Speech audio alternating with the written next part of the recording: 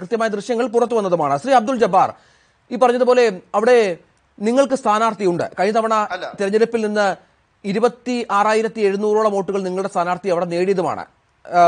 T Muhammad ബഷീറിന്റെ ഭൂരിപക്ഷം 27,000 താഴെയുമായിരുന്നു അന്ന്, നമുക്കറിയാം. അപ്പോൾ നിങ്ങളുടെ വോട്ടുകൾ അവിടെ ഏറ്റവും പ്രസക്തമാവുകയാണ്. പ്രത്യേകിച്ചും എതിർ സ്ഥാനാർത്ഥി ലീഗ് വിചാരിച്ചതിനേക്കാൾ കുറച്ചുകൂടി ശക്തനായ സാഹചര്യത്തിൽ ഇന്നലെ നടന്ന ചർച്ചയിൽ നിങ്ങൾ നേതാക്കളോട് സംസാരിച്ചപ്പോൾ രാഷ്ട്രീയ വിഷയം തന്നെയാണോ ലീഗ് ചൂണ്ടിക്കാട്ടിയത്? നിങ്ങളുടെ സഹായം അഭ്യർത്ഥിക്കുന്ന രീതിയിലേക്ക് ആ ചർച്ച മാറുകയുണ്ടായോ?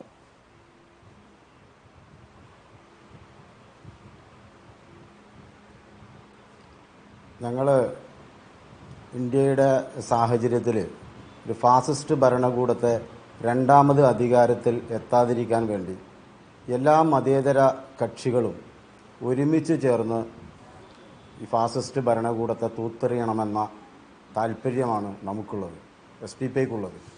അതുകൊണ്ട് തന്നെ എല്ലാ മതേതര കക്ഷികളുമായി BJP അല്ലാത്ത എല്ലാ രാഷ്ട്രീയ പ്രസ്ഥാനങ്ങളുമായി ഞങ്ങൾ ചർച്ചയും സഹകരണവും ആഗ്രഹിക്കുന്നവരാണ്. ഇത് യാദൃശ്ചികമായി സർക്കാർ നിയന്ത്രിത ഹോട്ടലിൽ യാദൃശ്ചികമായാണ് ഇങ്ങനൊരു കൂടിക്കാഴ്ച തരപ്പെട്ടത്. ആ യാദൃശ്ചികമായ കൂടിക്കാഴ്ചയിൽ സൗഹൃദം പങ്കുവച്ചിട്ടുണ്ട്, രാഷ്ട്രീയം ചർച്ച ചെയ്തിട്ടുണ്ട്. അത് ശരിയാണ്. പക്ഷെ അത് പൊന്നാനിയോ മലപ്പുറത്തെയോ വിഷയങ്ങളല്ല. അത് ഇന്ത്യൻ ദേശീയ സാഹചര്യത്തെക്കുറിച്ചുള്ള രാഷ്ട്രീയ ചർച്ചകളായിരുന്നു. ഞങ്ങൾക്കങ്ങനെ മുസ്ലിം ലീഗോ CPIMോ കോൺഗ്രസോ തുടങ്ങിയ രാഷ്ട്രീയ പാർട്ടികളുമായി ചർച്ച നടത്തുന്നതിൽ ഞങ്ങൾക്ക് യാതൊരു പ്രശ്നവുമില്ല.